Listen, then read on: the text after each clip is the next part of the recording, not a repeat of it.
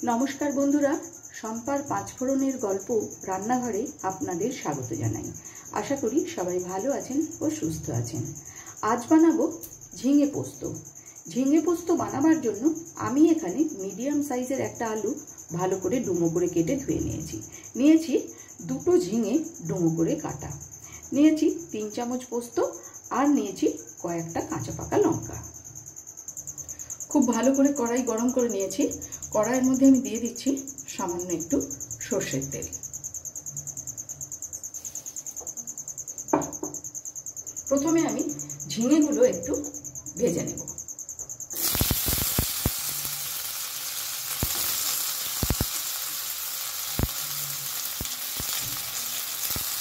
High फ्लेमे झिंगेगुलोके सामान्य एकटू नाड़ाचाड़ा करे भेजे नेब।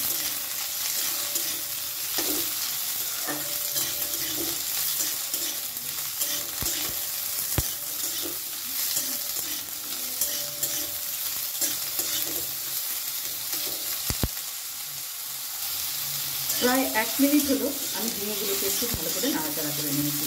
এখন আমি झिंगेगुलो नामिয়ে নেব। ওই একই কড়াইয়ের মধ্যে আমি দিয়ে দিচ্ছি আর কিছুটা সরষের তেল। তেলের মধ্যে দিয়ে দিচ্ছি শুকনো লঙ্কা। লঙ্কাটাও একটু নাড়াচাড়া করে নিচ্ছি। দিয়ে দেব ডুমো করে কেটে রাখা আলু।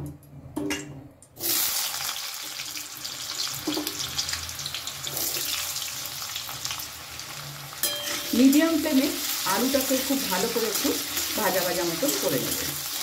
যতক্ষণ আলুটা ভাজা ভাজা হচ্ছে ততক্ষণ আমি দুটো কাঁচা লঙ্কার সাথে পোস্তটাকে একটু দানা দানা করে বেটে নেব। প্রায় 1 মিনিট ধরে আমি আলুটাকে একটু ভাজা ভাজা মতন করে নিয়েছি। এখন আমি এর মধ্যে দিয়ে দেব পরিমাণ মতন লবণ।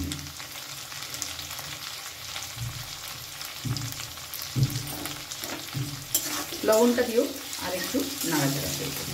আমার রান্না যদি আপনাদের ভালো লেগে থাকে অবশ্যই ফলো, লাইক ও শেয়ার করে আমার পাশে থাকবেন। আর যারা আমার চ্যানেলটি এখনও সাবস্ক্রাইব করেননি তাদের কাছে অনুরোধ রইল চ্যানেলটি সাবস্ক্রাইব করে পাশে থাকা বেল আইকনটি অবশ্যই প্রেস করবেন যাতে আমি কোনো রেসিপি দিলে আপনাদের কাছে নোটিফিকেশন পৌঁছে যায়। লবণটা দেওয়ার পরেও ভালো করে মিশিয়ে নিয়েছি। এখন আমি দিয়ে দিচ্ছি ভেজে রাখা ঝিঙে।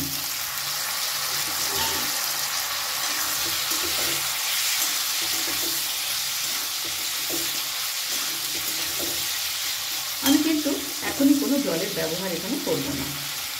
গ্যাসের ফ্লেমটাকে একদম লোতে রেখে প্রায় 2-3 মিনিটের জন্য এটা আমি ঢেকে দিলাম। ফিরে এলাম 2 মিনিট পরে।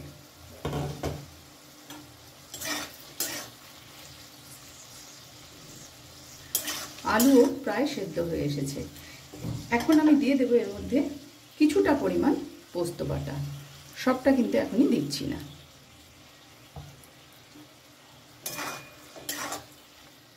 ভালো করে একটু মিশিয়ে নেব।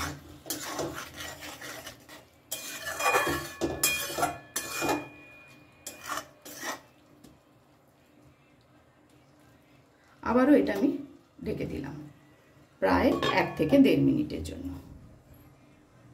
ফিরে এলাম 1.5 মিনিট পর।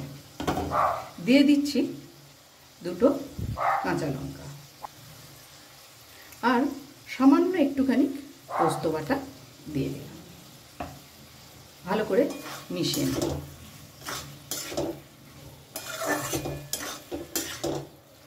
এইভাবে যদি ঢাকা চাপা দিয়ে পোস্ত বানানো হয় তাহলে কিন্তু দারুণ লাগে খেতে। যে কোনো সবজিতেই যত কম জল ব্যবহার করা হয় সবজির টেস্ট কিন্তু ততটাই ভালো হয়। ঝিঙে পোস্ত একদম তৈরি। 5 মিনিট স্ট্যান্ডিং টাইমে রেখে আমি নামিয়ে নেব। খুবই কম সময়ে ঢাকা চাপা দিয়ে তৈরি করে নিলাম ঝিঙে পোস্ত। ভিডিওটি আপনাদের কেমন লাগলো অবশ্যই কমেন্টস করে জানাবেন। আজ তাহলে এই পর্যন্তই। দেখা হচ্ছে সামনের ভিডিওতে অন্য কোনো রেসিপির সাথে। ভালো থাকবেন, সুস্থ থাকবেন।